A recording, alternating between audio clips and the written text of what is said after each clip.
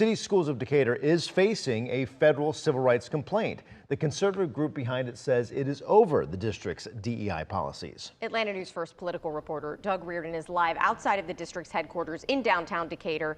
Doug, what's the issue? Break this down for us.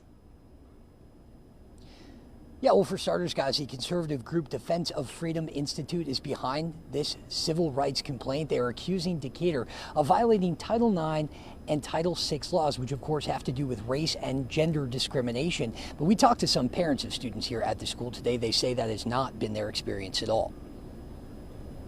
Well, this is such a controversial issue. I don't think it needs to be. I think the law is really, really clear. And if you want to take federal money, you've got to play by federal rules. Angela Morabito is with the Defense of Freedom Institute. This week, they filed a 132-page complaint with the U.S. Office of Civil Rights against City Schools of Decatur, accusing them of violating federal race and gender law. Whether or not a student is actually harmed by the policy on the books, the act of having that policy on the books is illegal because it puts all students' safety in jeopardy. In the complaint, DFI takes aim at a district policy allowing trans students to use their bathroom of choice, play on sports teams, and share accommodations on school trips. It is in fact profoundly discriminatory to expect a girl to change clothes next to a boy in the locker room, or share a sports team with a boy, or share overnight accommodations with someone of the opposite sex.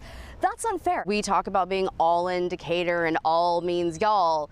This is that moment. Lena Codler is a Decatur school's parent. Her daughter is transgender. Codler fought beside other parents last year after the district rescinded diversity and inclusion policies and got them reinstated. I am practicing my rights as a parent. She was even removed from a school board meeting for speaking up for her daughter. We're going to keep fighting, and we're going to keep making sure that every single child in Decatur feels loved and supported and safe, because that's the bare minimum. Organizations like the one that have filed this OCR complaint are bullying children. The complaint also accuses the school of violating Title VI laws through what they call discriminatory curriculum and teacher trainings, in which the complaint says, quote, whiteness is taught as inherently problematic. When reached for comment, the district said, quote, City Schools of Decatur has not received an official complaint. The district takes all concerns seriously and will look into the details if an official complaint is received. If you want more details, you can read that 132-page civil rights complaint with this story on our website, atlantanewsfirst.com.